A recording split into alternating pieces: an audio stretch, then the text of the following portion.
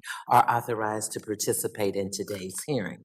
With the hybrid format of this hearing, we have some members and witnesses participating in person and others on the WebEx platform. I would like to remind all members participating remotely to keep themselves muted when they're not being recognized. The staff have been instructed to not mute members except where a member is not being recognized and there is inadvertent background noise. Members are also reminded that they may only participate in one remote proceeding at a time.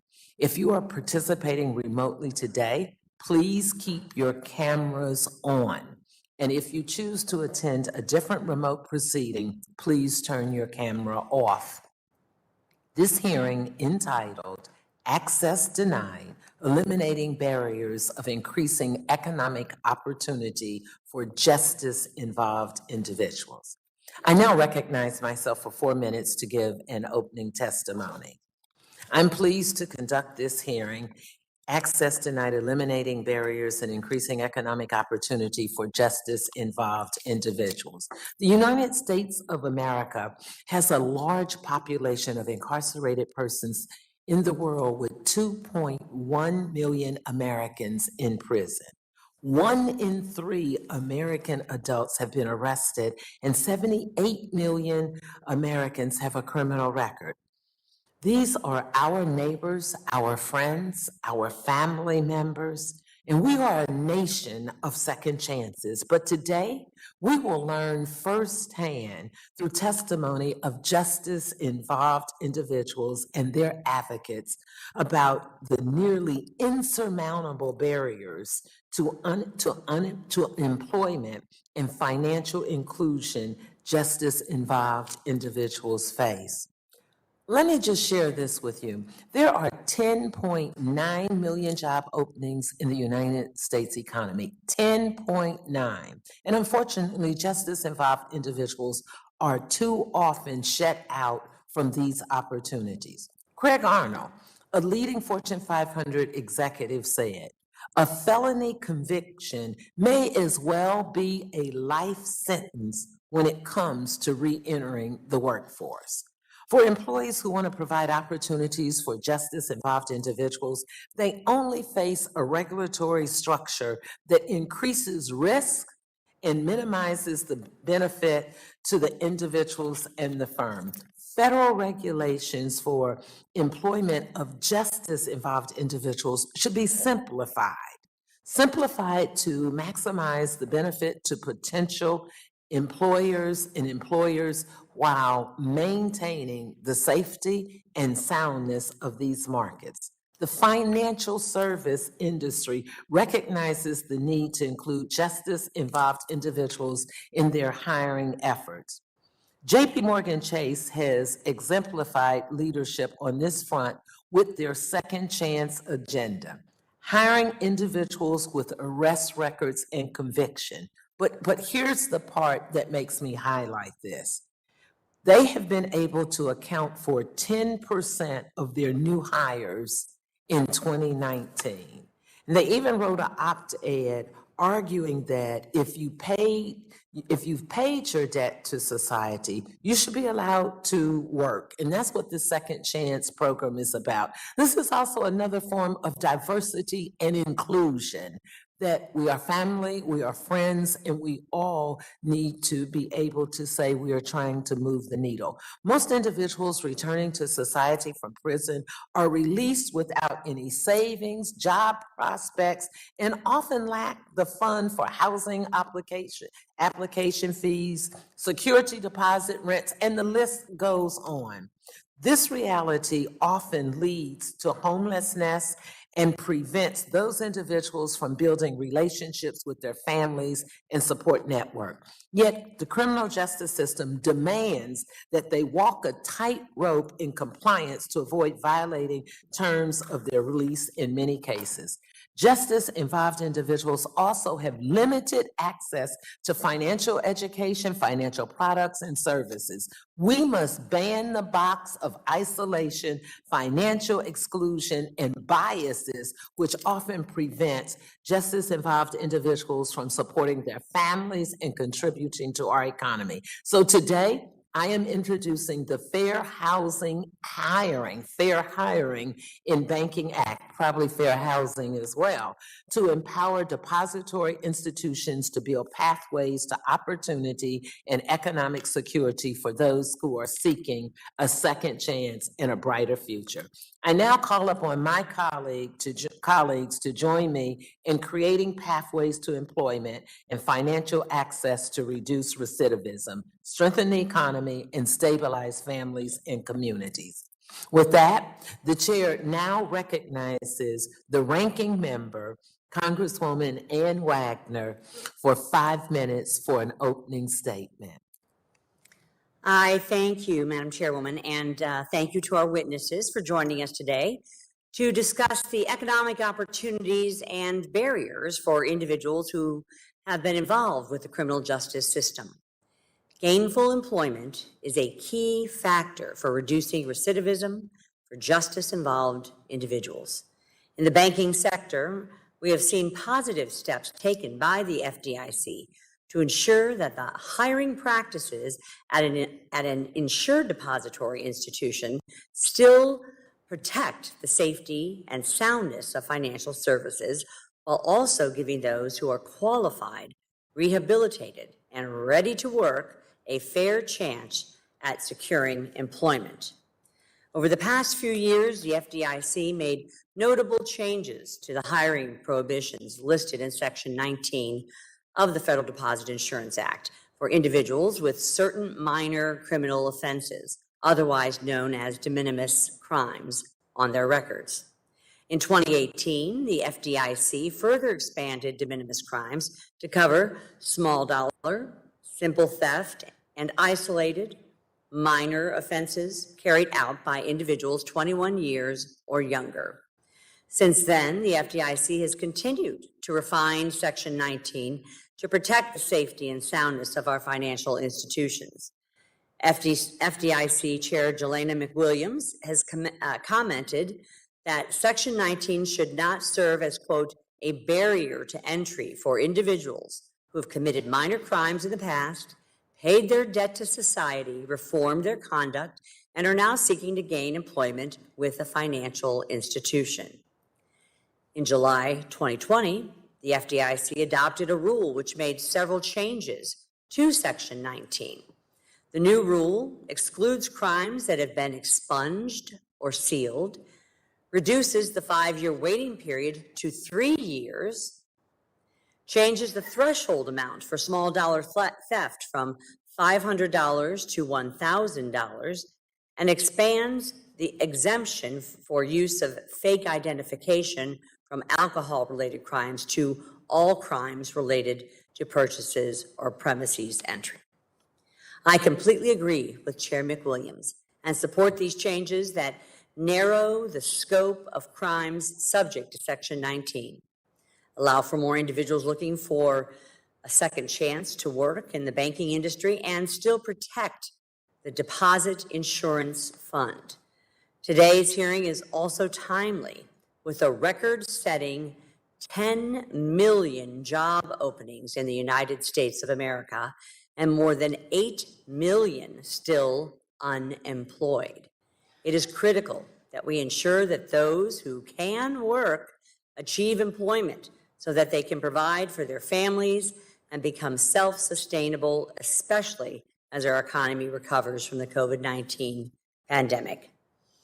Access to employment is vital to upward economic mobility, and we should carefully examine any barriers that might exist while ensuring the integrity of our institutions and the safety of employers and employees and security of our financial system. I thank you, Madam Chairwoman, and I yield back the balance of my time. Thank you so very much. to our ranking member. And today we will welcome the testimony of our distinguished witnesses.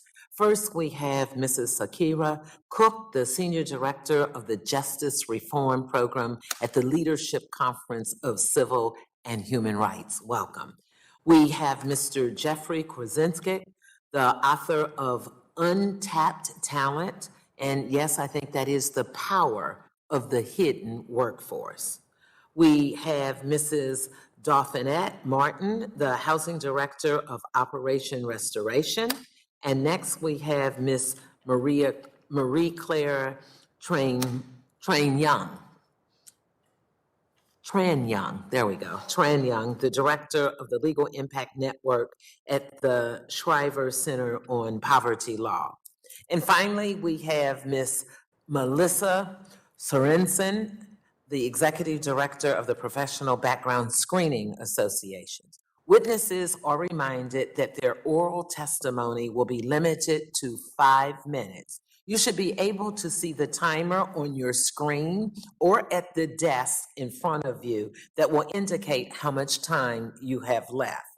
When you have 1 minute remaining, a yellow light will appear. I would ask you to be mindful of the timer, and when the red light appears, to quickly wrap up your testimony so we can be respectful both to you and the other witnesses and the committee members. You'll hear a slight tap, and then you'll hear your time is up. Without objection, your written statement will be made a part of the record. Ms. Cook, you are now recognized for 5 minutes to give an oral presentation on your testimony. Chairwoman Beatty, Ranking Member Wagner, and members of the subcommittee, thank you for the opportunity to testify today on the critical importance of creating new economic and social pathways for justice-involved people to thrive. I would like to focus on 2 key areas of interest to the Leadership Conference: predatory lending and fair chance hiring. But first, in order to have a more fruitful conversation about how to expand opportunities for people exiting the criminal legal system, my written testimony touches on the factors that put so many people into the system and place them at a staggering disadvantage upon leaving. The U.S. incarcerates more than any other country in the world, with more than 2 million people currently incarcerated. Overcriminalization and incarceration have devastating impacts on those ensnared in the criminal legal system and their families, and disproportionately harm low-income communities and communities of color. Yet, the current criminal legal system does not produce any proportional increase in public safety. Instead, it produces a permanent underclass with more than 70 million people with a record who are too often shut out of meaningful educational and career opportunities and exploited by predatory financial forces. This leads to a cycle of legal and economic and social hardships carried from one generation to the next. In 2019, the Leadership Conference released Vision for Justice, a New Paradigm for Public Safety. This report, which we request included in the record, outlines an agenda for transformation that prioritizes upfront investments in non-carceral programs and social services and keeps communities truly safe. One of the many obstacles that justice-involved people, particularly people of color, face in successfully re-entering society is accessing the mainstream financial system. As author James Baldwin once noted, anyone who has ever struggled with poverty knows how expensive it is to be poor. This is especially true for people who are facing lasting legal and financial consequences and social stigma long after they have completed their sentences. One particular area of concern is the proliferation of payday lenders within communities of color. Marketed to people with poor credit as a convenient way to handle financial emergencies, the fees charged by payday loans can quickly equate to interest rates of 400% or higher for loans that are renewed over the course of a year. Payday lenders are also more likely to be located near Black borrowers than white borrowers. We stand for a simple principle. Before making any loan, a lender should be reasonably certain that a borrower can pay it back and pay it back on time. An important first step would be for the Consumer Financial Protection Bureau to reinstate its 2017 payday rule. We also urge Congress to enact the Veterans Consumer Fair Credit Act, which would impose a 36% interest rate cap on consumer loans. More directly related to today's hearing is the extension of fair chance hiring that would allow more justice-involved people to obtain gainful employment, including in the banking industry. Several years ago, we urged the FDIC to reform its rules under Section 19 of the Federal Deposit Insurance Act. In particular, Section 19 prohibits banks from hiring anyone who has been convicted of a criminal offense involving dishonesty or a breach of trust or money laundering, except with prior written consent of the FDIC. The FDIC's previous statement of policy governing Section 19 included several troubling provisions that unduly prevented justice-involved people from seeking employment in the banking industry. Starting in 2018, the FDIC adopted several positive changes to its policy. Yet, there is still significant room for improvement. First, the FDIC must revisit its treatment of drug-related convictions, as the failures of the war on drugs and its profoundly discriminatory impact on Black people become increasingly clear. This blanket treatment of prior drug convictions is indefensible. Second, the statutory language should be revised. The language, any criminal offense involving dishonesty or breach of trust or money laundering, isn't defined, and it doesn't take into account what type of position the applicant is seeking. For example, it doesn't distinguish between applicants for clerical and custodial positions and more sensitive positions. Third, the FDIC or Congress should require use of Section 19 waiver process less often. For drug offenses and many others, the Section 19 waiver process is not a workable fallback. Applying for a waiver is a highly burdensome, costly process that takes far longer than prospective employees or employers are typically able to wait. Fourth, we support further reform of Section 19 and of similar restrictions under the Federal Credit Union Act, Truth in Lending Act, and the Securities Exchange Act of 1934 to limit any restrictions on justice-involved individuals. And finally, as more and more states legalize cannabis, we call on Congress to pass the Marijuana Opportunity and Reinvestment Act, which would allow expungement of convictions that never should have happened in the first place.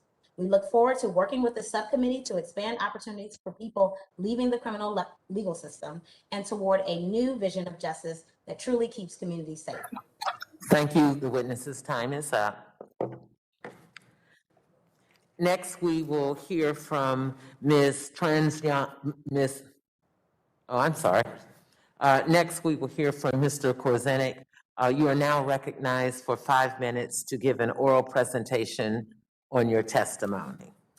Thank you and good morning, Chairwoman Beatty, Ranking Member Wagner, and members of the U.S. House Financial Services Subcommittee on Diversity and Inclusion. Thank you for this opportunity to testify before the subcommittee today, and for holding this important hearing regarding eliminating barriers and increasing economic. Excuse me for a second, Mr. Korzenik. We're having difficulty hearing you, and could we reset the clock and make sure your microphone is the light up and speak a little more into it? Is that better? Oh, perfect. Thank you. All right, so let me just thank everyone once again for the opportunity. I come before the committee today in my private capacity as a researcher and the author of Untapped Talent, a book that shares the business case and best practices of second chance hiring, the employment of people with criminal records. Although I am an employee of Fifth Third Bank, my views are my own and do not necessarily reflect the views of my employer. The criminal justice system, as previously outlined, is estimated to have left tens of millions of Americans with criminal records that represent significant barriers to employment. Unemployment numbers actually underestimate the waste of human capital from justice involvement. Many, and possibly the majority, of even those with jobs are underemployed. That is, they're unable to earn and contribute to the full extent of their capabilities. We must also recognize that the associated burdens of the criminal justice system and its failures are not borne equally. For example, tragically, 1 in 3 Black men in America are burdened with a felony conviction. The costs of the failure to create more effective systems of reentry is generally thought of in social terms: poor public safety, shattered families, and stressed communities. We as citizens, and in particular those of us in the business community, should also understand that this failure is of such a magnitude that it also carries a tremendous economic cost. When the past mistakes of so many millions of Americans create barriers to employment, this slows workforce growth. Barriers to economic mobility should be understood as drags on productivity. Even using conservative assumptions as to the work readiness of the justice-involved population, the costs of our failure to reintegrate people with criminal records into the economy should be measured in the hundreds of billions of dollars of growth that we forsake. The challenge, of course, is in creating viable pathways to opportunity that work for the employee, the employer, and the general public. Criminal justice reforms are often perceived as offering a trade-off between public safety and greater justice for people with criminal records. This is a false choice. We should recognize that excessive supervision and restrictions can actually reduce public safety by undermining the employment of people with records. However, good policy should be seen as a necessary but not necessarily sufficient ingredient of better outcomes.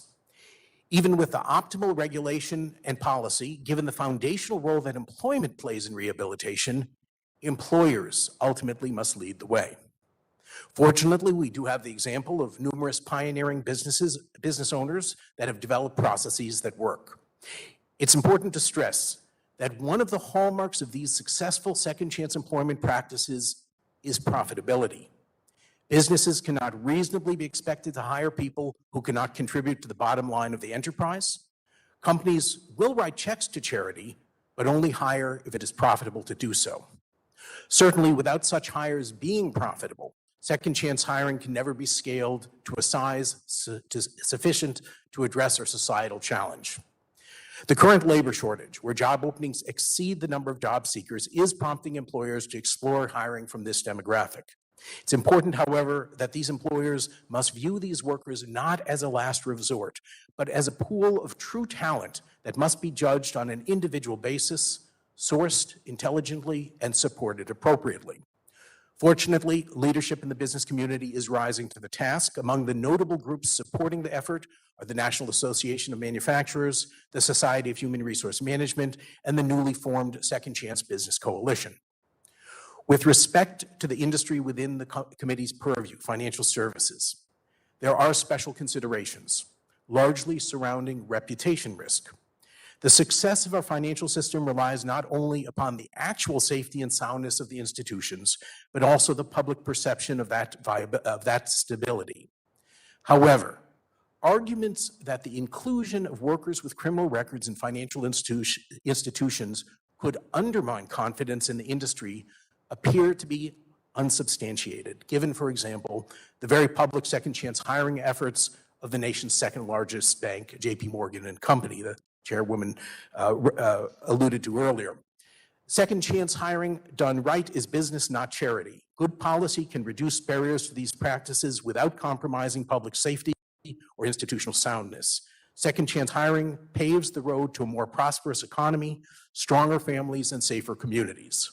When wise policies are coupled with the talents of the private sector and nonprofit partners, we can move toward our national aspiration to be truly a land of opportunity for all. Thank you.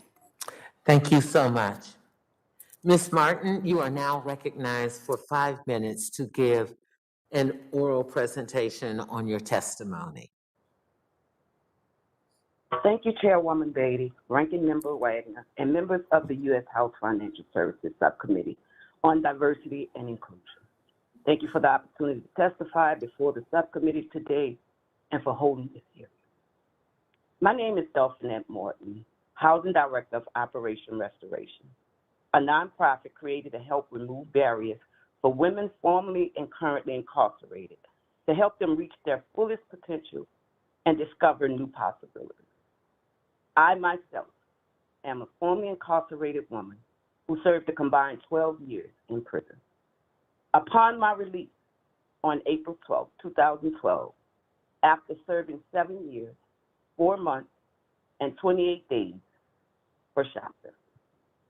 My first night home, I had no soap, no deodorant, or no personal items that would help me keep my dignity.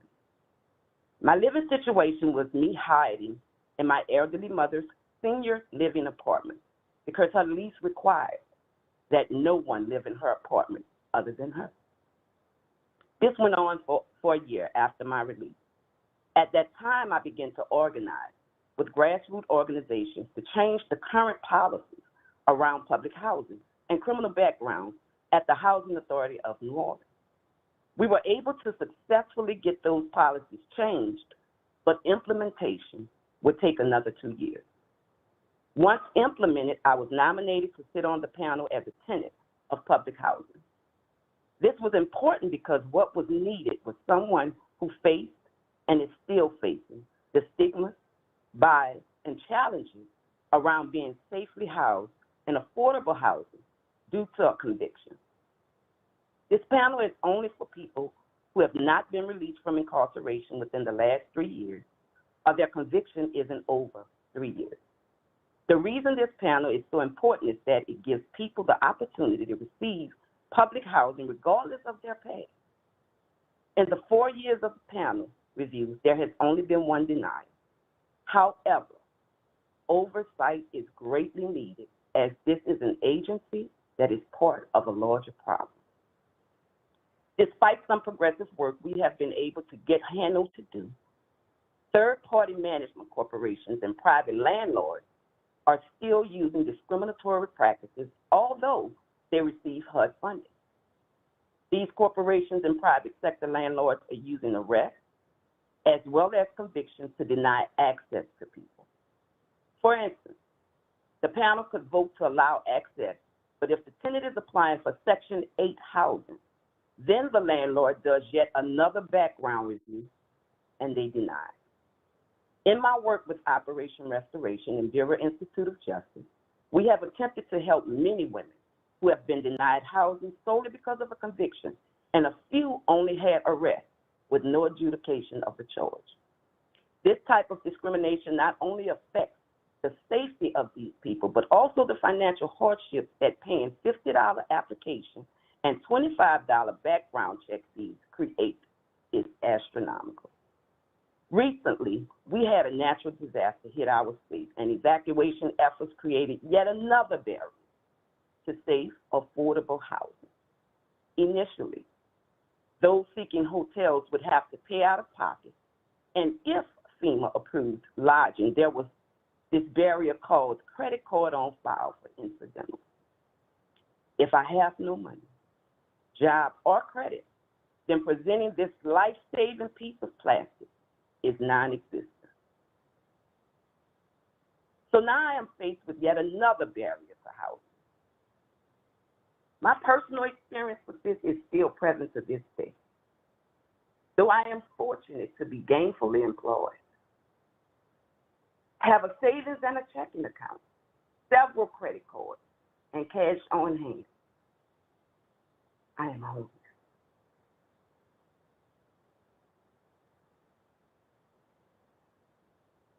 Due to hurricane damage in my roof,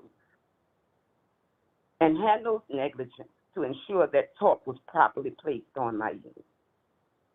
I am currently paying to live in an Airbnb, have received $0 from FEMA, and am not sure when my unit will be repaired. This I bring up solely because I have beaten the odds.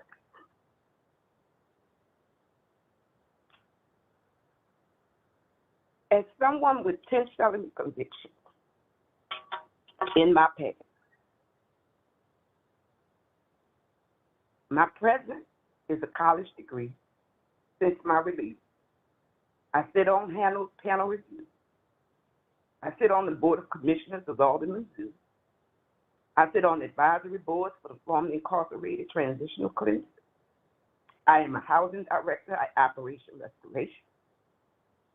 I manage a transitional home for women. I'm an entrepreneur, have working relationship with city government, was part of our mayor's transition team, and have received numerous awards. With all the access that I have to people in positions of power, I could not find housing. Thank you very much, Ms. Martin. Now we will hear from Ms. Tran Leung for 5 minutes to do an oral presentation on your testimony. Thank you, and good morning, Chairwoman Beatty, Ranking Member Wagner, and distinguished members of the subcommittee. On behalf of the Shriver Center on Poverty Law, I would like to thank the subcommittee for holding this important hearing on eliminating barriers and increasing opportunities for justice-involved individuals. And I just want to take a moment to thank my fellow panelist, Ms. Martin, for sharing her testimony with us today.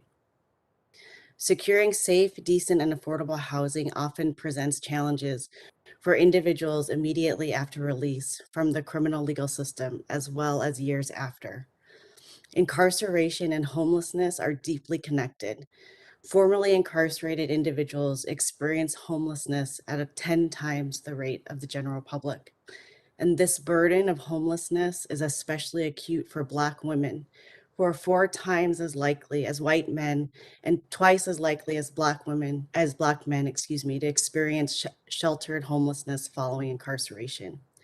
In the same way that incarceration is a risk factor for homelessness, a history of homelessness increases the risk of incarceration. Individuals in jails are 7 to 11 times more likely to experience homelessness than the population at large. Housing barriers for justice-involved individuals can also severely restrain their ability to reintegrate into their communities by exacerbating other collateral consequences. Sustained employment and improved relationships with family, for example, are difficult to achieve in the absence of safe, decent, and affordable housing. Living with family, as Ms. Martin referred to, is one of the most affordable and stable housing options available to justice-involved individuals, and it is also one of the most commonly used options. Restrictions on where people with criminal records can live, however, mean that many are living in the shadows rather than out in the open, especially in federally subsidized housing. And these illicit living arrangements pose a threat to the entire family's housing because of the risk of eviction or subsidy termination, straining the family dynamic.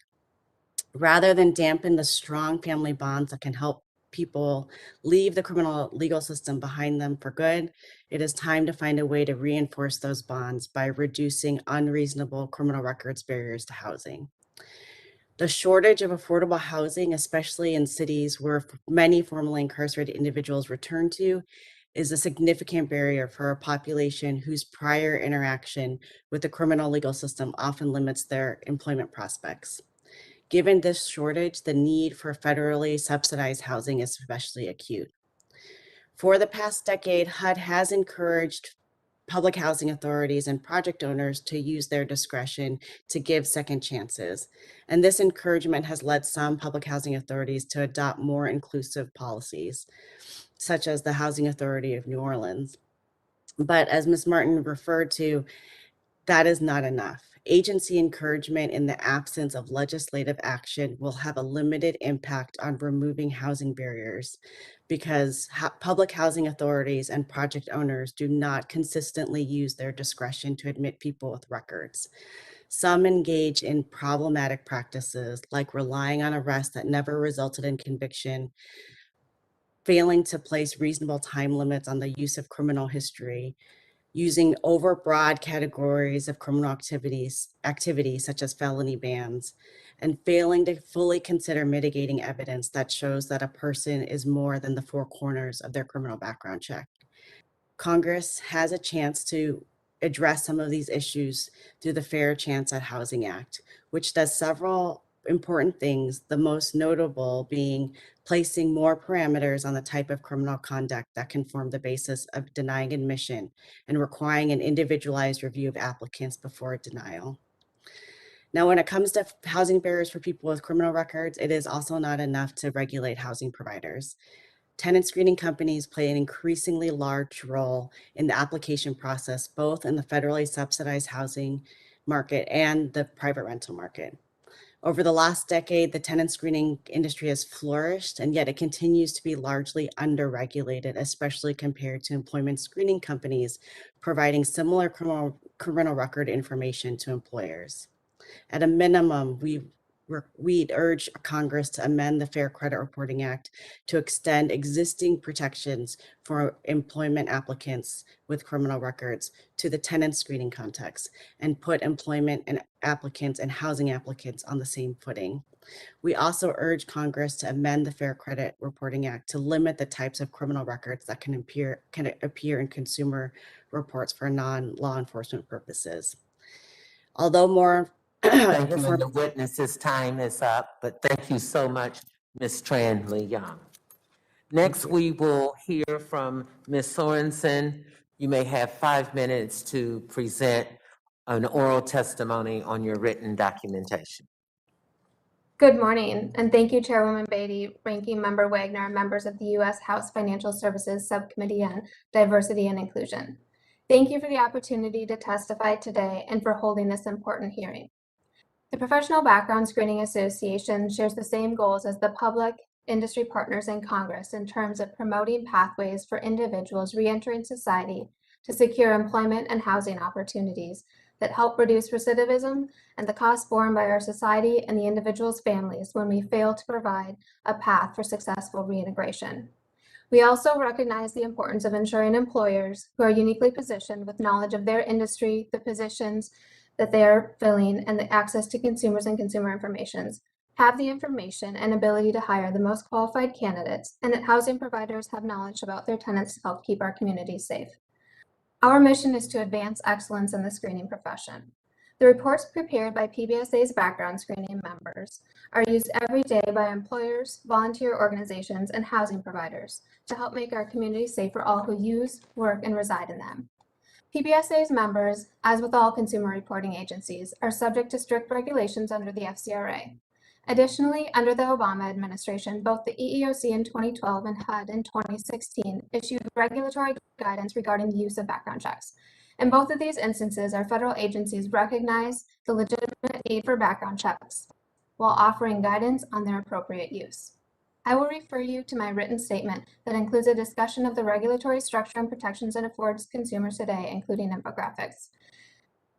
With respect to the topic of today's hearing, PBSA has been actively and constructively engaged with policymakers and stakeholders in the federal, state, and other forums to help promote successful integration of justice-involved individuals, and we have welcomed the opportunity to discuss this topic today. Specifically, we encourage Congress to take the following actions.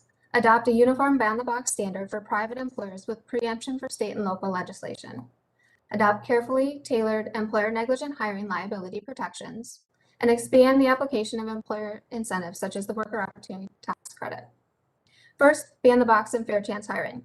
According to NELP, in October of 2020, 36 states and 150 counties and local governments have adopted ban the box policies. Additionally, later this year, Congress will apply the Fair Chance to Compete for Jobs Act, which will prohibit most federal agencies and contractors from requesting criminal history information before a conditional job offer. PBSA supports the intent of ban the box policies to provide those with criminal histories the fairest chance possible for reintegration. However, there are challenges posed by the sheer number of the varying regulations. Often the laws include varied requirements such as specific wait times for adverse action letters or specific language requirements in those letters, and much more. This patchwork has created a burdensome environment for employers and places otherwise equally positioned applicants on unequal ground based solely on the city or state they live in. Therefore, we encourage Congress to adopt a uniform ban-the-box standard that allows for background checks after the initial employment application. Next, employer liability. We would also encourage Congress to provide employers liability protections with respect to negligent hiring. As discussed in greater detail in my written statement, employers can be confronted with millions of dollars of liability for hiring employees with criminal records. To help foster job opportunities for these individuals, a number of states have taken action to provide protection for employers who hire them. While states have structured their protections in different ways, PBSA recommends immunity for employers based on the employer's use of the green factors as outlined in EEOC's 2012 guidance. Finally, additional employer incentives. We would encourage Congress to consider an incentive-based approach, including expansion of the Work Opportunity Tax Credit program beyond the current construct that applies only to employment of ex-felons within 1 year of release, expansion of the Bonds for Job program by changing the definition of what the bond covers and the value of the bond, and implementation of certificates of rehabilitation. It could be a program led by a governmental agency that includes individualized assessments, and the issuance of certificates outlining the risk of reoffense is negligible. It would be a helpful tool for both justice-involved individuals and employers alike. Employment extended to a certificate holder could be accompanied by liability protections for the employer. We recognize the complexity of these issues and welcome the opportunity to appear before you today to address these as well as any other approaches that can help promote racial justice and increasing reentry opportunities for justice-involved individuals. Thank you, and I look forward to discussing this with members of the subcommittee and my panelists today. Thank you so much, Ms. Sorensen, for your testimony. I now recognize myself for 5 minutes of questions. First, let me just say to you, Ms. Martin, thank you so much for your personal story and your personal sharing. It gives us firsthand knowledge of why we value this hearing and how we hope to move a needle so more people will have a story that's a little different than your story. But please continue to tell your story. We appreciate it. So let me just say to you, as a returning citizen, what are some of the important resources justice-involved individuals need to have or know about to reconnect with their families and communities? And I'm going to ask you to hold on your answer. I'm going to go straight down the list. To Mr. Korzenik, some employees face regulatory restrictions, such as the 10-year look back for misdemeanors. What policies should be implemented to eliminate employment barriers, and what can employers do to leverage this population in their workforce? And to Ms. Tran Lee Young, each year, Tran Lee Young, there are roughly 25,000 returning citizens in my district of Franklin County, Ohio. Stable housing is a critical need to achieving employment and financial success. How can we address these biases and in access to housing? And Ms. Cook, you highlighted discrimination in your testimony from payday lenders in assessing and accessing financial services. How can we ensure financial background checks for returning citizens are relevant and germane and increase financial inclusion? And we'll start there and then I'll come back. Ms. Martin.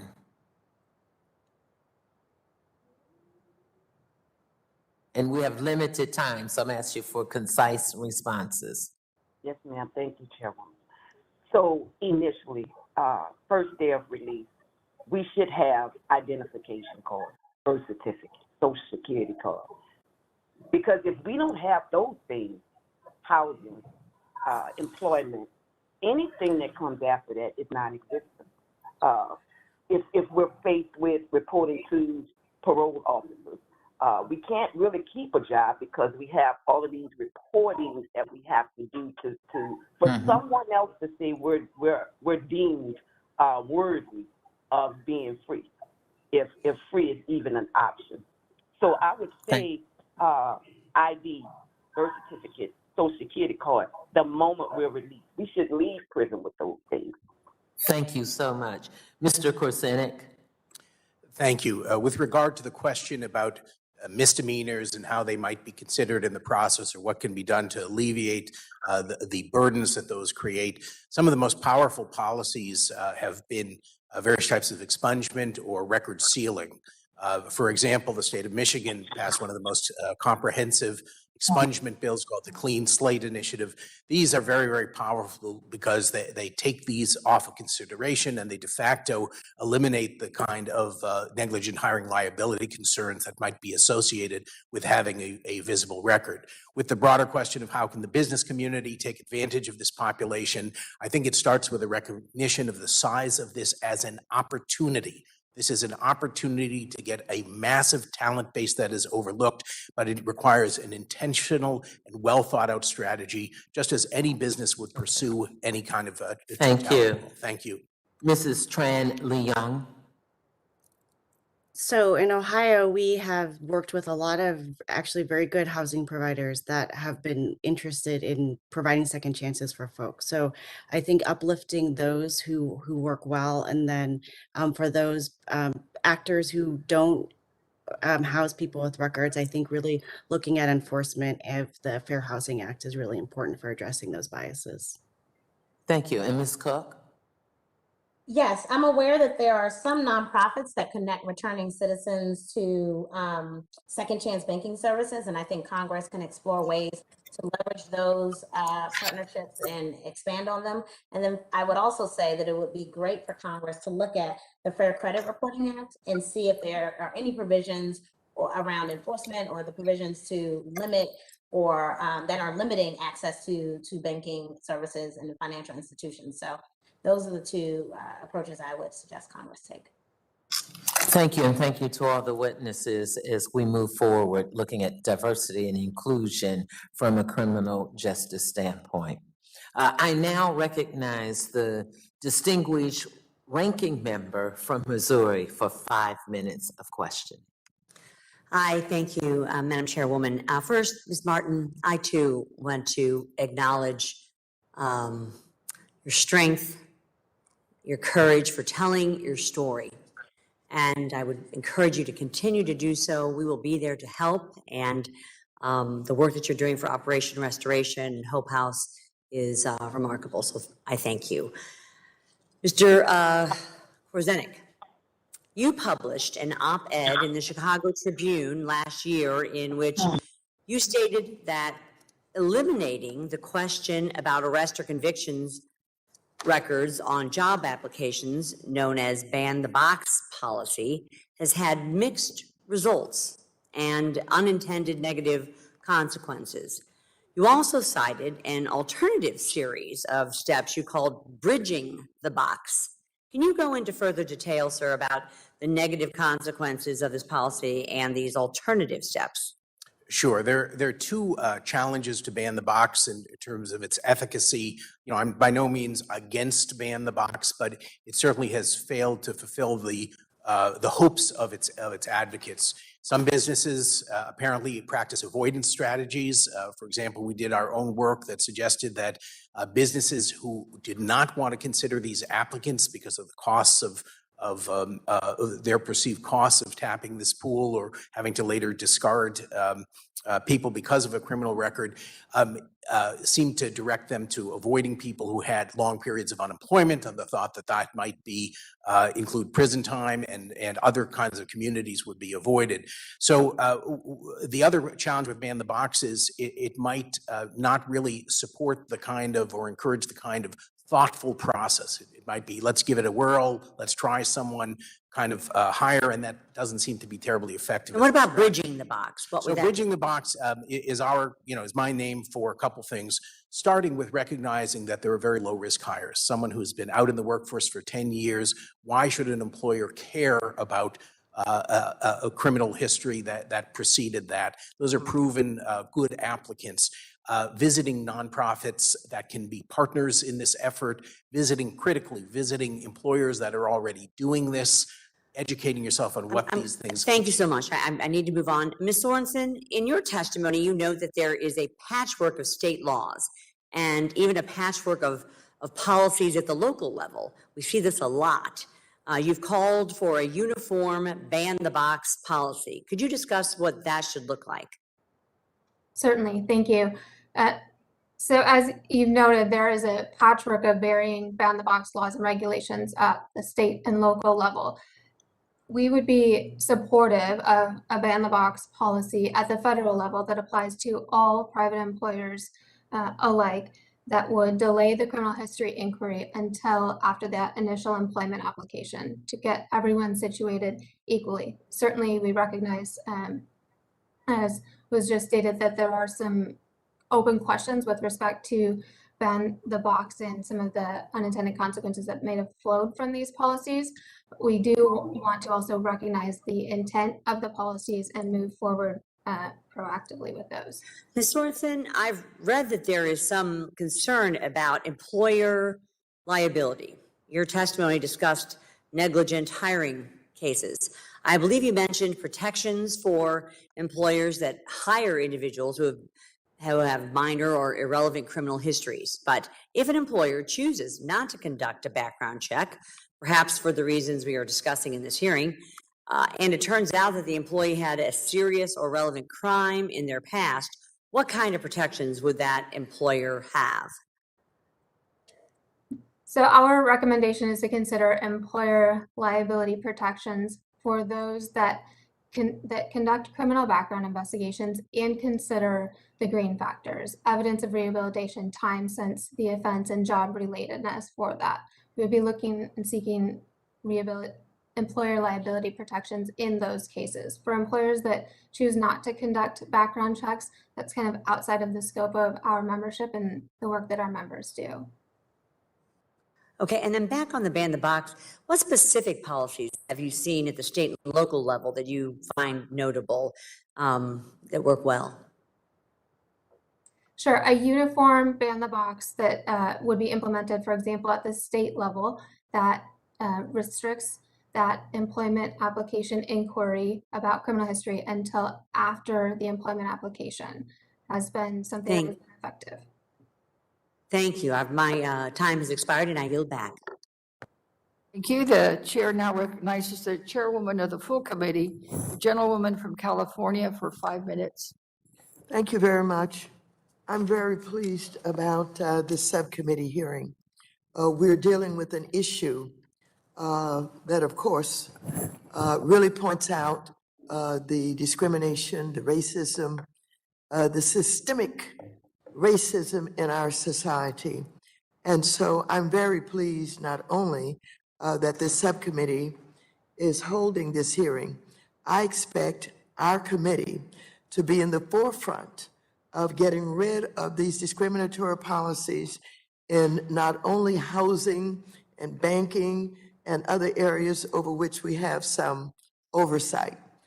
Ms. Cook, in June of 2020, many organizations came together, led by the American Civil Liberties Union, to file a lawsuit challenging the Small Business Administration, that is the SBA, rule that barred individuals with certain criminal histories from receiving Paycheck Protection Program, that's the PPP loans.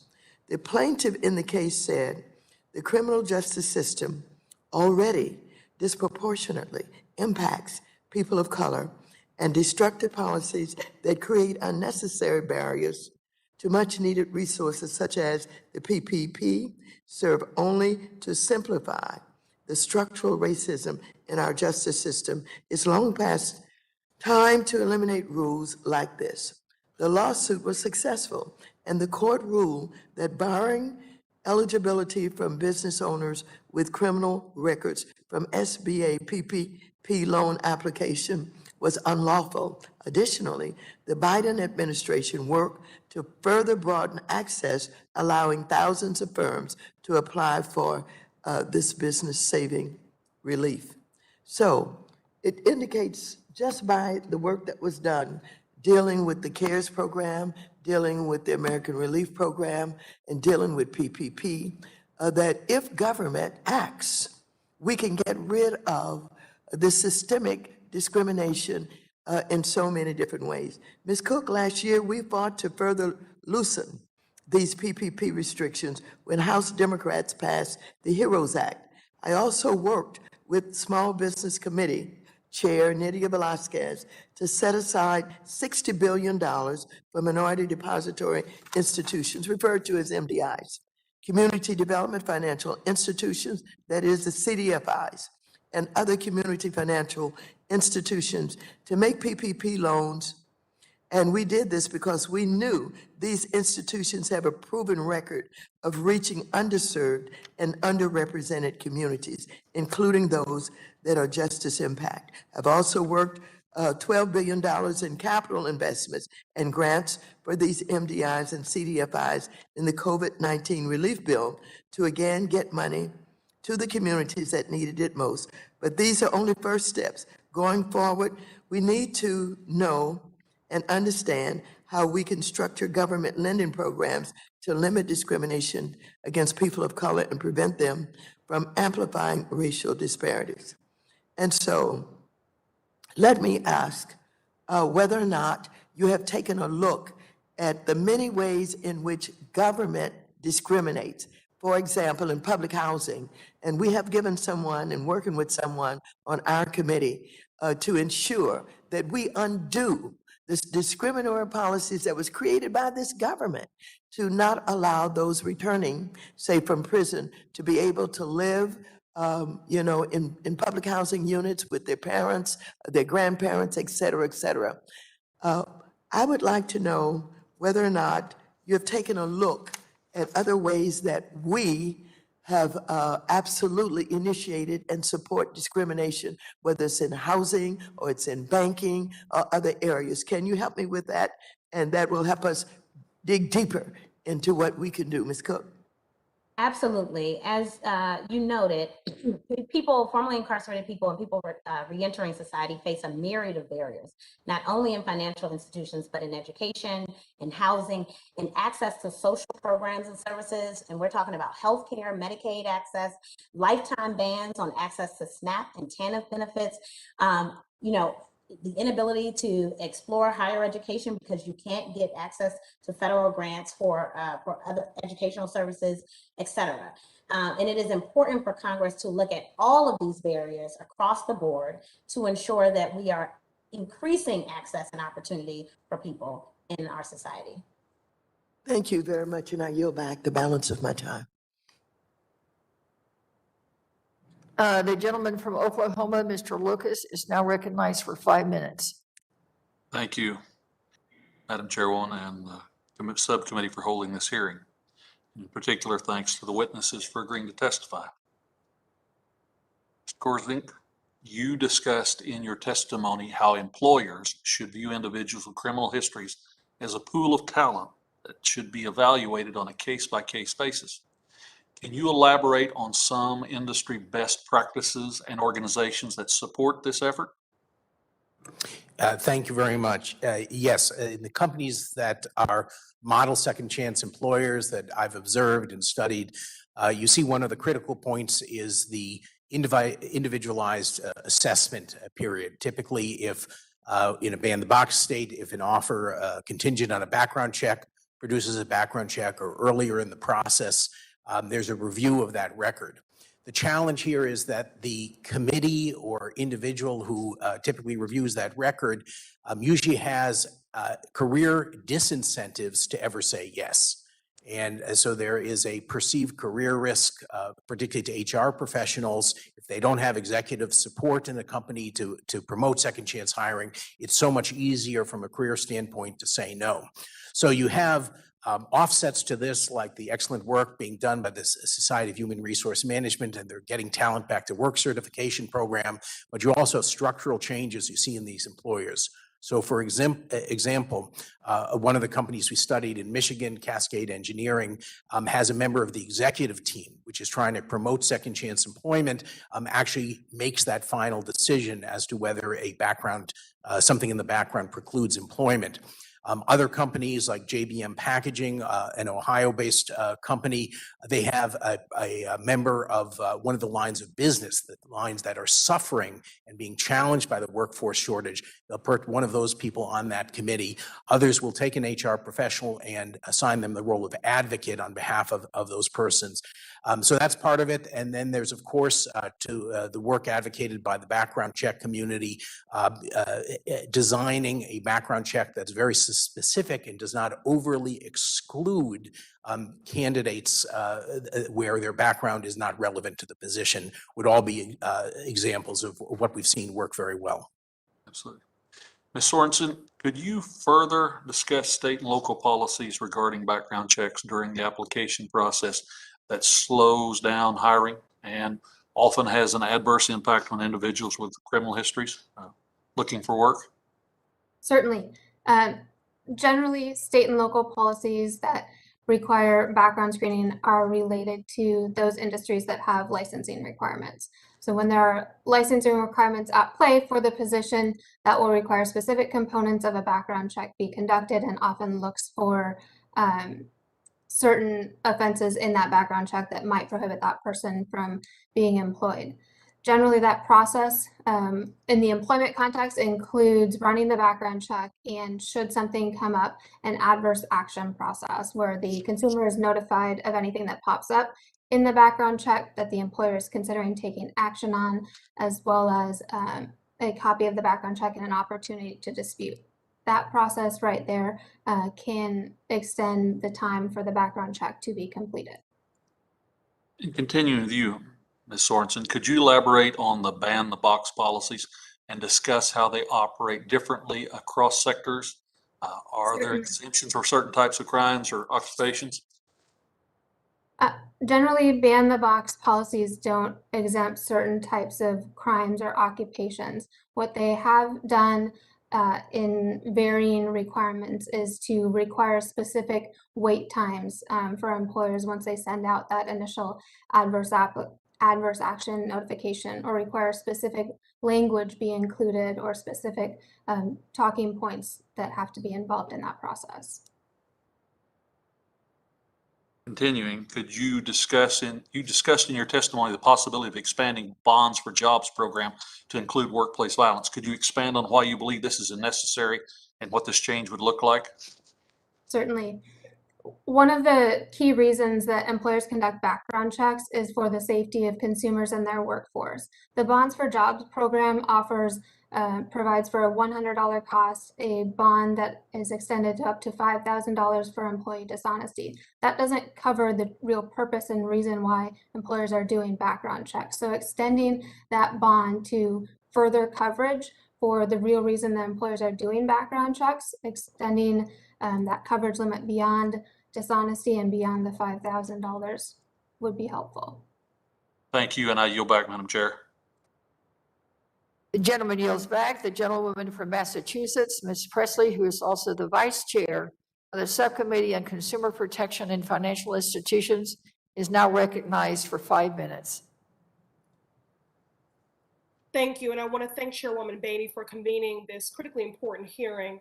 The mass incarceration crisis disproportionately impacts Black and Brown communities, and therefore these communities face collateral consequences of incarceration, including doors to reentry and stability slammed shut as the result of criminal background checks. Now, criminal background checks too often bar our justice-involved neighbors from securing housing and employment. A recent study, in fact, found that 79% of formerly incarcerated people and their families were denied housing due to a past criminal conviction.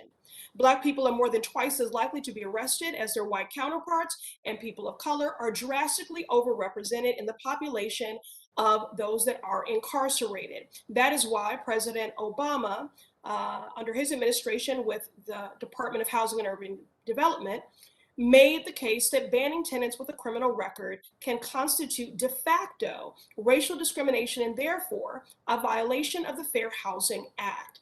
However, here we are more than 5 years later, and it is still legal to deny tenants in public and private housing for their involvement with the criminal legal system. Ms. Martin, I echo the sentiments of my colleagues. I associate myself with all those and just say, the work that you are doing to center the humanity and to restore others, you are owed the same, and offline we will do whatever we can to support you.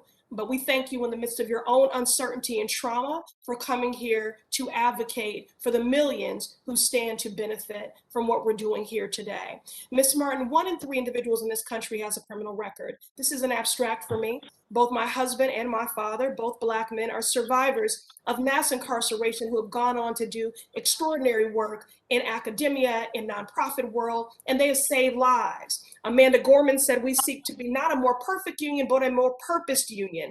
And I am so grateful that they have been able to bring to bear their contributions, but it almost didn't happen. You and many of the people that you work with have the lived experience of challenges returning home and needing to secure housing.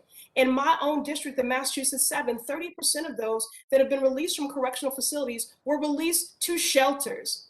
And so it is disingenuous to say we want you to get on the grid, make a positive contribution after you've paid your debt, when we're not giving people an ID, housing, income, even for transit to get to a job interview.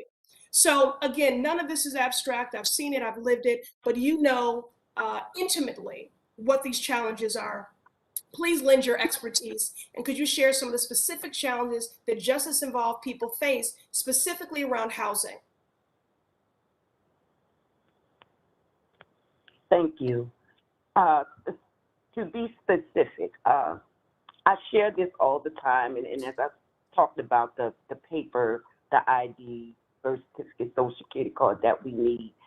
But as we know, over the past few years, the incarceration of women has risen 800%.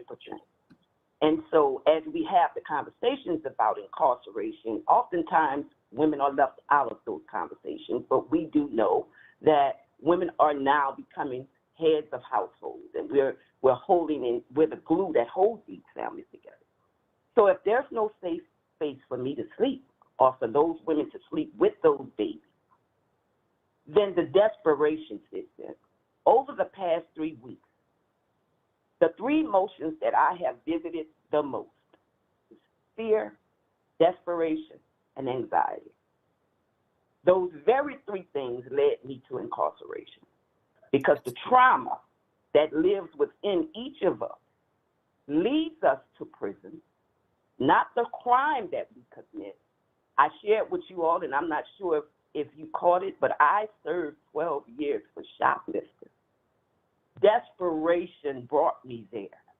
Yes. To be released my first night home after almost 8 years without a change of underwear.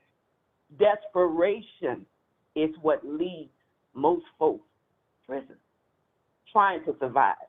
Where I am and those in my community are today, when we become desperate, we do what we know. Thank you. Thank you for centering. Congress can help, and I'll end. Congress can help by mandating these public housing agencies. When you get into bed with third-party corporations, if you're taking money from us, you're going to implement our policy. Ms. Martin, thank you for that. And I do want to say that my bill would tackle some of these challenges by preventing tenant screening companies from including most criminal activity in background. Time has expired. As we know, people who've been incarcerated once are 7 times more likely to experience homelessness than Your those. time has expired, Ms. Presley. All right, thank Thank you, Chair. you. Thank you, Ms. Martin. Thank you. The gentleman from Ohio, Mr. Gonzalez, is now recognized for 5 minutes. Thank you, Madam Chair, and thank you for to Ms. Beatty for holding this important hearing. Earlier today, I got off the phone with somebody who is one of the most inspiring people I talk to on a regular basis. His name's Maurice Claret. For those who are from Ohio, you may know that name. Maurice was probably the best running back I've ever seen in my life in college, and ultimately went through some challenges, was incarcerated, came out, and is now one of the largest podiatry providers in the state in terms of owning the practices. Has 3 vascular surgery centers, hundreds of affordable housing units throughout the state, and behavioral health clinics that he operates for youth who are going through trauma in various ways. And my question to him this morning was, tell me about when you got out. Tell me about the time, the very moment you got out, what your plan was, and how difficult it was to actually access capital. And the one thing he said, and this will stick with me for the rest of my life, he said, if I could fight for one thing in your committee, it would be access to capital for people like myself. He said, access to capital literally changed my life. And he talked about how he went through the traditional banking route and banks that we're familiar with, if I named them. He said, look, to me, it felt like I was getting blacklisted. He said, I came in with my business plan. I had my 20%. I wanted to get a loan so I could get off my feet, and was completely shut out. And it took a personal relationship with a community bank in Delaware County before somebody finally said, I'll take a chance on you. And from that, he's built an unbelievably successful set of businesses. I'm so proud of him and just honored to call him a friend. But I want to start, Mr.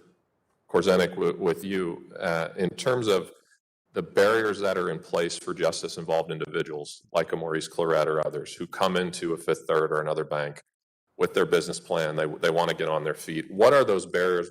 How are they treated differently, if at all, from a lending standpoint when they come in the door?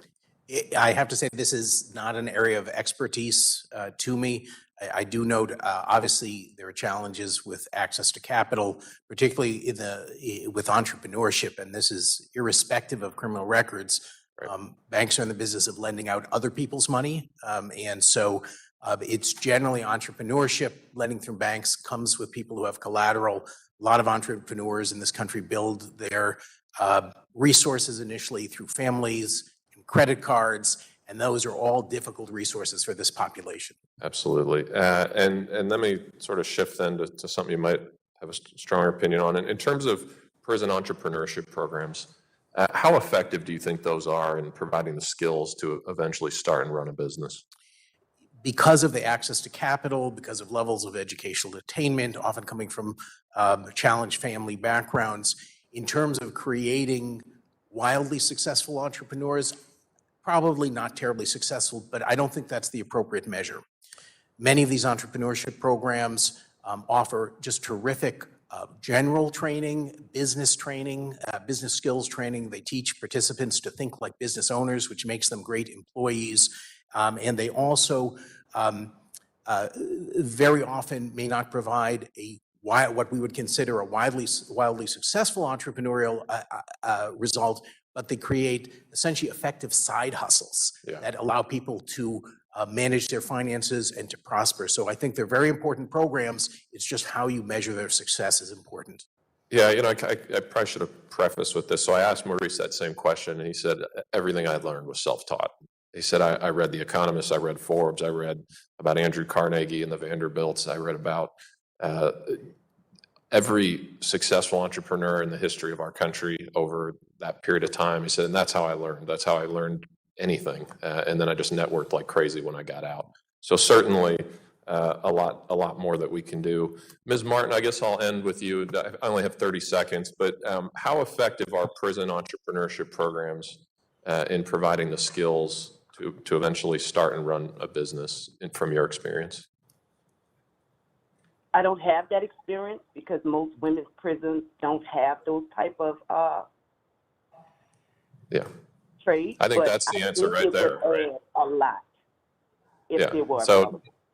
So non-existent, right? So another huge, so another huge gap. And again, I want to thank the chair for this hearing, and I yield back. The gentleman yields back. The gentleman from Massachusetts, Mr. Lynch, who is also chair of the Task Force on Financial Technology, is now recognized for 5 minutes.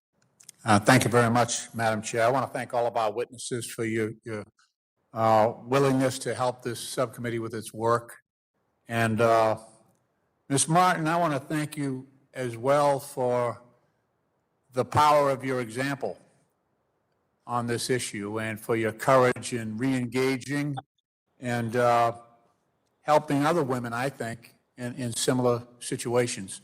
I've had an opportunity during my time in Congress to visit quite a few prisons in Massachusetts and in my district, as well as houses of correction, is what we call them in Massachusetts. But to be honest with you, what I have found from my own observations is that about 90% of the prison population suffers from dual addiction. So we've got an underlying problem there, and I've been working on this issue for a long, long time. But we've got an underlying issue there that also creates a barrier to our neighbors who are coming out of prison, both men and women. I'm involved right now. I founded a residential drug rehab program in my home community of South Boston, geared towards children, believe it or not, adolescents, because they're becoming drug involved at such a young age. And now my latest project, what a so-called local priority for my district, is to establish a home for women coming out of prison. And it's going to be run by the Cushing House, the same people that are running my adolescent program. And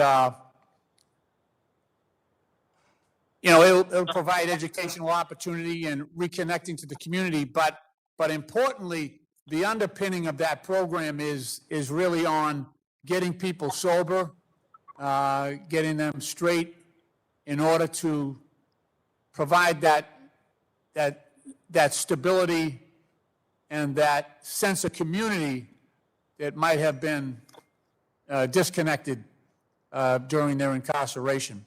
And I'm just wondering, from your experience, and you're a very powerful example of the good that can happen, how important is that? And I don't think this is just my district that's dealing with the addiction problem. How important is that, do you think, in the overall effort to help women transition out of incarceration back into their communities? I would say it's very important because as I stated earlier, a lot of trauma is what causes us to end up in prison. The trauma leads to the drugs, which leads us to prison. So it's very important that you have that aspect of the transition. But if that trauma, that root cause is not dealt with, then the cycle will continue, the recidivism will continue, and we will keep prisons running because people aren't being given the resources that they're needing, which is dealing with the trauma that's there. And men have trauma as well, but there's no resources to deal with any of that. Prison does not deal with trauma. Prison adds to the trauma. Well, thank you. Ms. Tranley-Young, I know you're doing great work over at the Shriver Center. Again, on this issue of providing that support to make sure we deal with the dual addiction, in my experience, it's like 90% of the prison population is dealing with that, and if we don't get that right, it diminishes our opportunities to do other good things. But can you share what your perspective is from the Shriver Center side of things? Yes, thank you for the question, Representative.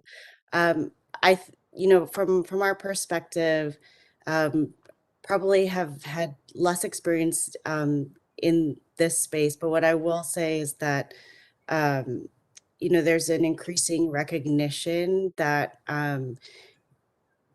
that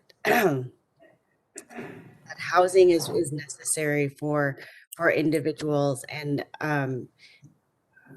that housing is paramount to helping them to address some of these broader issues. And so there's been a lot of really good work from HUD recently to try to remove some of the drug-related restrictions from the emergency housing vouchers, noting because of the fact that addiction is often the root cause of homelessness. Thank you, Madam Chair. I yield back. Thank you. The gentleman yields back. The gentleman from South Carolina, Mr. Timmons, is now recognized for 5 minutes. Thank you, Madam Chair. And I'd like to thank my colleagues across the aisle for having this hearing. This is very important, and currently in this country we have 10 million jobs that are available, and if people want to get back to work and are being prevented from doing so, we need to take steps to make sure that they have the opportunity to get back to work. That's the whole point of the criminal justice system: two theories of justice: retributive justice and deterrent. If you have been released from prison, if you've served your time, you should be able to get back to work and pursue the American dream just like everybody else. We have 4 proposals here before us. 2 of them I think have pretty could have pretty bipartisan support. 2 of them I do not see getting much bipartisan support. There's one thing that I think that is incredibly important that is not present before us here that would affect this enormously, and that is the issue of expungements. We've talked about it. I was a prosecutor for 5 years. I worked on the expungement laws of South Carolina. One of the biggest issues that is involved in the expungement conversation is the cost of the expungement. In South Carolina, it costs $285 to get your record expunged if you're eligible. I just did some research. Kentucky, $500, Louisiana, $550, Tennessee, $450. If you don't have a job and you want to get a job, how are you going to pay $200, $300, $400, $500, $600 to get your record expunged to then get the job. It actually doesn't really make much sense. I think that we could find a lot of bipartisan support surrounding making expungements easier to get, payment for expungements, and I really think that that is an area that we should focus. I guess I'll open it up. Mr. Korzenik, what are your thoughts on the subject? I agree. I don't spend a lot of time focusing on policy. My focus is let's get the employers to see this population as their future workforce, and then I think we'll get better policy support for things. But expungement is very powerful. Clean slate type of initiatives where there's automatic expungement are particularly helpful. You need two things for this population to access. One, money, as you've referred to, if there's no automatic expungement, and two, the sophistication to know how to tap this resource. And these are all very, very helpful and would help address our labor shortage in a meaningful way. So to that point, I'm going to ask a question to Ms. Sorensen. A lot of these states are generating tens of millions, hundreds of millions of dollars of revenue off of expungement fees. That's why they have them. Theoretically, it does require someone to actually assess an application, make sure the person is appropriately eligible, and then process it. Do we have any data, or can you take a guess at what type of hit it would be budgetary-wise to these states if the federal government said, if you want this funding, you have to charge no more than $50 for an expungement, or as Mr. Korzenik just said, an automatic expungement? That's going to have a cost. That's actually the hardest one, because not only does that remove their ability to charge the fee, it also, so they lose the revenue, but then they have to do more work. So that's probably the most expensive. Ms. Sorensen, do you have any thoughts on that? To your earlier question, I don't have the background or history on the cost and the income that goes to the states with respect to the expungement process. It's something that we can look at and get back to you, but I personally don't know what states are collecting in terms of the funding for the expungement process. Sure. I'll open it up. Ms. Martin, do you have any thoughts on this? I completely agree with what you're proposing. It would make life much easier for those of us with criminal background, but also I have no clue what the hit would be for the state. But I mean, they're raking up in enough cash through the prisons not to really take too hard of a hit through the expungement. Sure. Well, there's not a lot of agreement in Congress, and I think we could find some agreement on this subject. Yes, Mr. Korzenik. I just wanted to mention that we should offset these, lost costs with the economic benefits. There was a University of Michigan study that showed that people who went through expungement saw a pickup of income of about 20 or 25% over 2 years. I mean, extraordinary pickup in economic benefits. And more tax revenue, because when you make more money, you pay more taxes. I also want to point out, we talked earlier about marijuana. It's going to be a very big challenge in this country. So many states have already legalized it, recreational or medical, and it's going to be very difficult to unwind this. We have to address it, and the longer we wait, it's really a disservice to the American people. With that, I yield back. Thank you, Madam Chair. Gentleman yields back. The gentlewoman from Michigan, Ms. Tlaib, is now recognized for 5 minutes. Thank you so much, Chairwoman. I'm so glad we're holding a hearing of this kind today, because too many of my colleagues don't fully understand how broken our so-called justice system is. As we all know, it incarcerates people at a higher rate than any other nation right now, and of course disproportionately targets our Black and brown neighbors. And there's also this heightened level of dehumanization that happens here. So I just want to personally thank you, Ms. Martin, for helping change that with your powerful voice. We know that many leave prison already thousands of dollars in debt, whether from convicted related costs, missed payments, prison charges, or child support. And often these debts leave individuals unable to obtain a co-driver's license. We talked about ID required to opening a bank account and so forth. Ms. Tranlangang, what kind of credit score does returning citizens have upon release, and do they typically have access to consumer credit? So first, thank you for that question, Representative. One of the common one of the common barriers that we have seen from justice-involved individuals, in addition to the fact of their criminal record, is also the fact that they lack credit and that they have not been able to accumulate a good credit score during their time while incarcerated. And so we have so this is something that is definitely a barrier with respect to housing. And I think one of the areas that we have been trying to push back on is the need to really conduct these type of screening requirements, especially after we've gone through a pandemic where people will have eviction records, will have different things on their tenant screening, but where the need for housing is especially important. And so that is a very significant barrier for people with records. No, I appreciate it. Ms.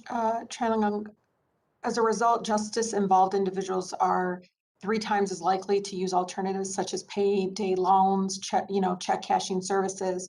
I mean, has your organization looked at that impact of, how that has led folks towards predatory lending?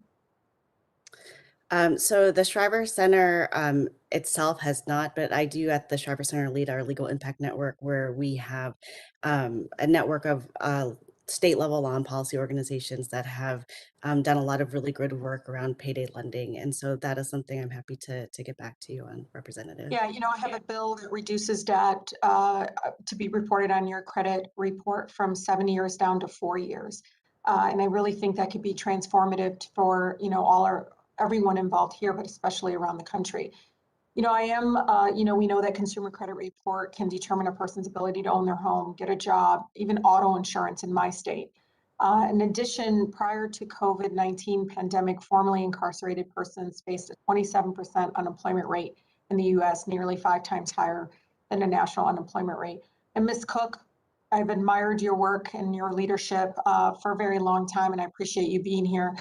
I mean, could you talk a little bit about, how poor credit can be used intentionally or unintentionally as a proxy for being formally, I call it proxy to discriminate, especially those that are formerly incarcerated. Can you talk a little bit about that, and has your organization taken a dive into really understanding that impact? Absolutely, and thank you for that question. As I noted earlier, predatory lending and access to financial services are really difficult for people with records, right? They face a myriad of challenges when it comes to credit reporting, when it comes to background checks that lock them out of access to home ownership, being able to get mortgages, being able to have jobs or hold jobs because of these barriers. And so we have recommended that Congress look at these barriers, that look at the the Fair Credit Reporting Act and see what limitations exist, and look at revising those limitations and limiting any restrictions to people with records. How can we reform our credit reporting system? Something you talked about, and I don't know if Marie or any others on the panel. I mean, one of the things that I've been looking at is obviously medical debt, just because 90% of the folks that file bankruptcy in our country is due to medical debt, and trying to prevent medically necessary debt from ever appearing on people's credit reports, again, which has been heavily used for all different areas, housing, so forth. But even University of Michigan did a study and showed how the use in credit scores being used actually in auto insurance, and how that's kept people in the cycle of poverty, because they're paying thousands and thousands of dollars, even if they don't have, DUIs on their record, but somebody has a better credit score with the DUI is actually paying less. It just doesn't make any sense. And so I don't know, Marie or others, if you can talk about any other bills. I mean, we've been working on the one that reduced it from 7 years to 4, which we think would be pretty transformative, and it's the compromise. But I would love to hear if anybody has any questions, but the chair would allow me. Thank you. The gentlewoman yields back. The gentlewoman from Pennsylvania, Ms. Dean, is now recognized for 5 minutes. Thank you, Madam Chair. And I thank our chairwoman and all of you for coming to us today to testify, to offer your important voices and your important experience. Ms. Martin, I especially thank you for your eloquence in everything that you have talked about. I'll start first with education. So, Mr. Korzentik, in your testimony, you describe how employment plays an important role in rehabilitation of incarcerated and formerly incarcerated people. You also describe how behind bars, education programs are an important part of this investment in employment. Last Congress, I had the privilege of working with the now late Elijah Cummings to author a bill that would standardize the Federal Bureau of Prisons education programs by creating an Office of Correctional Education, focused on areas such as literacy, getting a GED, post-secondary workforce training, and lots more. Would creating such an office and a set of best practices across the Federal Prison Bureau help reduce barriers to meaningful employment after release? And if this were something that you think could be replicated both at the state and local levels as well, to boost employment and obviously bring people back into society? Let me speak, first, thank you for your work in that, your important policy work. Let me speak most broadly to the role of education. The RAND Corporation, the think tank, did a study of what was most consequential in getting better employment outcomes, and they found that education was the single most critical element. Interestingly, it was not necessarily vocational employment, vocational training, but actually hardcore education programs. So I think anything that encourages education and makes an investment in this workforce, it is a workforce, would be beneficial. I think that's really well put. And of course, vocational training is appropriate and useful, but you're right, just the keys to a real education, regardless if you are behind bars or not. Some of that, if I may, is because it's particularly true because of very low levels of educational attainment in this group. So that plays a role in making core education. The other thing I will say in defense of vocational training, the study that RAND looked at was done at a time we were losing manufacturing jobs in this country, and it wasn't a prosperous area. I think redoing that might show some additional benefits to vocational training. Great points, thank you. I'm going to shift now to housing, and particularly housing for those who are in recovery or those who struggle with substance use disorder. I'm mindful that we're approaching the very end of National Recovery Month, and we know that many of those who are incarcerated or formerly incarcerated suffer from addiction or substance use disorder. I'm especially concerned about how these people are treated if they happen to relapse, which is a normal, sadly, and common part of long-term recovery. Ms. Tran Leung, in your testimony, you describe instances where public housing authorities use broad discretion in screening and denying applicants based on such things as prior drug use. For those who may be in long-term recovery and they are at risk of relapse, are they also at risk of losing their housing or maybe at risk of never getting housing based on addiction? So well, first, thank you for your question, Representative. And this is a very significant problem that we are concerned about, is some of our laws around public housing and access to housing are relics of the war on drugs. And as time has gone on, we have learned that relapse sometimes is part of recovery. And there have been some areas in housing that reflects that. I think some states and some places take a housing first approach where it's necessary to house people and get them the supports before we start talking about recovery. And so those are the type of policies that we are hopeful for. But as things stand right now under the current laws, people who are using drugs and have drug-related criminal activity could be at risk of losing their housing or could be at risk of being denied housing. And so the Fair Chance at Housing Act that is before Congress helps to eliminate that and helps to take a much broader view and get rid of this relic of the war on drugs. It is a relic, and I thank you, Madam Chair. We know that addiction is a disease. It is not a criminal state, and we have to adjust accordingly. Thank you, and I yield back.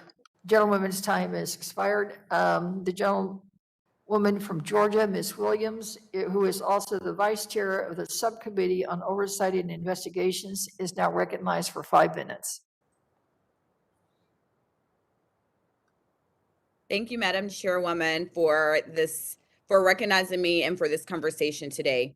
Increasing economic opportunity for justice-involved individuals is such an important topic to address. This conversation must also include addressing a centuries-old loophole in the 13th Amendment. When the 13th Amendment to the U.S. Constitution was passed, it outlawed slavery and indentured servitude except as a punishment for a crime. This exception also appears in state constitutions across the country. Unfortunately, this loophole has meant that many prisoners or justice-involved individuals are still working under conditions of forced labor, getting little to no wages for their work. We should all be able to agree that slavery and indentured servitude should not be permitted in any instance in this country. What's more is that when those currently incarcerated are not fairly compensated for their work, they have an even harder time re-entering as productive members of society. Fortunately, bipartisan supermajorities are starting to eliminate this exception in their state constitutions across the country. A whopping 80% of Utah voters approved the change just last year. In 2020, Nebraska voters also approved the change by over 68%. Colorado voters approved the change by over 66% in 2018. We need to learn from the successes at the state level and mirror this change at the federal level. I've introduced the legislation to do just that with Senator Jeff Merkley. Ms. Cook, if those currently incarcerated can work under fair conditions, how would this help them to better access capital to start their small businesses when they re-enter society? Thank you for that question. As I noted earlier, and as many of my colleagues have noted, when someone returns from prison, they are trying to start over. We have said that they have been rehabilitated, that they have served their time, but when they come out, they face barrier after barrier to being able to access the basic necessities that each of us need to live our lives and enjoy our lives. And so it is extremely important that we remove those barriers to accessing employment, accessing housing, accessing Medicaid and healthcare and other public benefits in order for them to successfully reintegrate back into society. And without the removal of those barriers, without removal of barriers to debt, right? They are saddled with mountains of debt, fines and fees that they must pay. Without having access in order to economic opportunity, in order to pay those debts, in order to access housing, in order to continue education, we will continue to have a permanent underclass. We will continue to see a cycle of incarceration and reincarceration that Ms. Martin talked about. And so it is extremely important that we look at this through a holistic perspective and recognize that these things intersect and work together in keeping people out of economic opportunity and pathways to social inclusion. So, Ms. Cook, I want to specifically talk more about the barriers to receiving and saving income to help those currently incarcerated to become more familiar with traditional banking services that they'll need to utilize when they enter society. What is the impact of that, and what do you see our role as the federal government in helping? Absolutely. The fact is, when most people come out, they don't have credit. They don't have much credit or credit history, and they also don't have. There are barriers to accessing traditional financial services. Many of them may not have ever had a bank account, may not have ever engaged with banking services in the past. And so it is important for us to support the work of nonprofit organizations that are helping to bridge this gap, that are helping to provide financial literacy and training and connect them to financial services, but also for Congress to look at its regulations and how those regulations also limit individuals with records from accessing those services. Thank you so much, Ms. Cook. I urge all of my colleagues in this subcommittee to co-sponsor H.J. Res 53, my legislation to eliminate the exception clause for slavery in the 13th Amendment. Madam Chair, I yield back the balance of my time. The gentlewoman yields back. The gentleman from Massachusetts, there he is, Mr. Auchincloss, who is also vice chair of the full committee, is now recognized for 5 minutes. Thank you, Madam Chair. First, I just want to say this has been just a terrific hearing. I've learned more from these materials and from this hearing than I think I have from almost any financial services hearing to date, so thank you. I wanted to zoom in on the safety versus justice paradigm, Mr. Kresnik, that you put forward. And I just love, you talk about a false choice and a way of thinking that could ultimately undermine progress on both fronts. And you got this really nice graph here with public safety and restrictions and supervision, and how it's actually, you start to get diminishing returns by going too far on restrictions and supervision. What I wanted to ask you about, and then I want to let Ms. Sorensen and Ms. Cook also weigh in, is as we are dialing back restrictions and supervision and getting returns actually on public safety, how are we measuring those returns on public safety in a way that addresses people's concerns about violence, especially as we're seeing gun violence actually spike by up to 20% in some cities across the country? How, and Ms. Sorensen, I know that you said that what's keeping employers up at night is not so much theft or fraud, but actually the threat of workplace violence, that they feel like they owe their employees that security, so which I can certainly appreciate. So what are the restrictions and supervision that we need to maybe actually dial up as we are dialing back others to ensure that there is not going to be interpersonal violence in the workplace or in our cities as we widen opportunity for the formerly incarcerated? One of the challenges in working in this space is the lack of good data. And this was recently highlighted. I know there was an op-ed in The Hill. I think it was one of the principals at Arnold Ventures was talking about this. So one of the best investments that I think could be made at the federal level is better data collection and more uniform data collection. It is so complex because it's across every 50 states, sometimes even smaller jurisdictions, as well as the federal government. So part of the answer is we don't really know. And by better data and what we don't know, you mean that the things that are predictive of future violence? Data collection of what's actually happening. So we don't know a lot about outcomes. We don't know a lot about, we don't have standard definitions of recidivism versus rearrest, whether they're technical violations, as a minor parole violation or something serious. So there's kind of a mess of a national data network. So that makes it harder. I would say that, and the purpose of that graph that you saw, which I used in my book and I stole shamelessly from my own op-ed in the Tampa Bay Times that featured that, is to kind of point out that there is this trade-off where you can go too far. And I think that's a political discussion where you dial it back. But what I was really trying to get to is more restrictions, if it interferes with employment, as so many of these restrictions do, are bad for public safety. Ms. Sorensen, do you have thoughts on what would be the criteria we want to use to expand economic opportunity while still addressing the public safety issues so that we do not have employers worried about workplace violence and we can assure the public about safety? I don't know that we can ever assure that employers will not be worried at all about workplace violence. It's part of their the hat that they wear as an employer. Likewise, the same applies to landlords. I think one of the key components here with respect to background checks is understanding that it depends on the particular facts and circumstances for the employer, for the industry that they operate in, and for the positions that they are filling, whether they're filling positions that have access to vulnerable populations or consumer information, and how you use that information from the background check based on your industry, based on the positions being filled, and access to people and information. Ms. Cook? I think it's important that we look at safety through a broader lens, right? And that we don't think about safety purely as enforcement, but we think about safety as addressing causes of problems and how do we address the underlying causes of quote unquote violence, right? And trauma is an underlying cause. So investments in social supports and investments in social services that will help to identify the root causes of trauma, the root causes of violence are critical in this instance. And I also think it's important that we don't blanketly limit access to employment for a person's background, right? A person is better than the worst day that they've ever had. And I think we have to remember that if we truly believe in rehabilitation. Madam Chair, I yield my time. The gentleman yields back. The chair now recognizes herself for 5 minutes.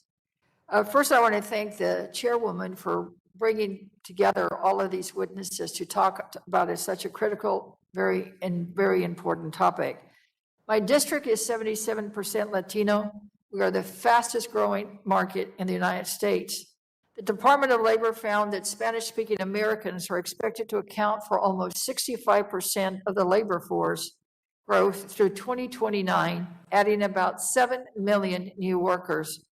But despite this contributions to the labor market, there is a growing body of evidence that background screening products result in harmful discriminatory effects on Black and Latino Americans. This is a disturbing trend that has a significant impact on families' access to housing, financial services, and other essential capabilities. In a Fair Housing Act and Fair Credit Reporting case, the plaintiffs argued that a tenant screening product, which automatically disqualifies applicants, has an adverse impact on Black and Latino applicants.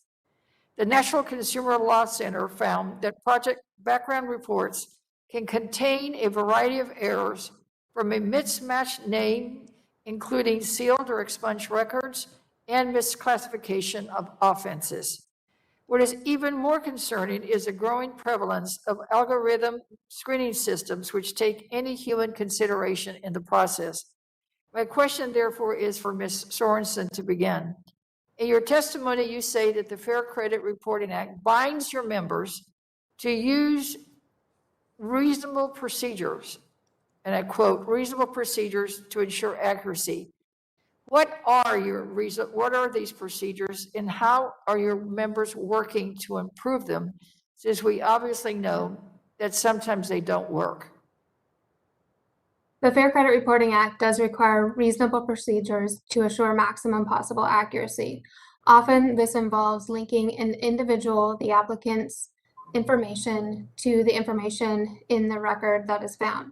Typically, that's personal identifiers like the full name and date of birth, as well as additional information like social security number and address if that's available. One of the significant challenges in our space is access to personal identifiers in court records. We're seeing a trend that exists within the federal court record system, PACER, as well as in some states, to redact personal identifiers, namely and particularly date of birth.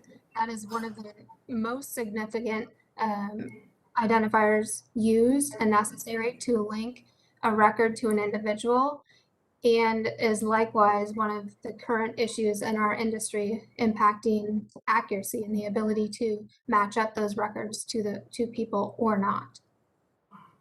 Right. Are you able to distinguish, for example, I believe one of the other witnesses mentioned in her written testimony about the screening, the arrest screening records, that it may say arrest, but it doesn't say that there was no final conviction. Is your screening procedures include making a distinction between arrests that occurred but not having a final conviction? When you pull a public record from the court system, you would generally report the current status. So if it is an arrest-only piece of information, that would be included. It's ultimately up to the employer or property manager whether they want to receive or see that information. There are certain federal and or state laws and regulations that limit the reporting of arrest-only information. And then on top of that, our PBSA members, background screening companies, can further limit that information based on their client requests. Many proactively request to not see that information. All right, this committee has looked at consumer access to their credit reports and how to, and we've talked about the difficulties some consumers have in correcting errors.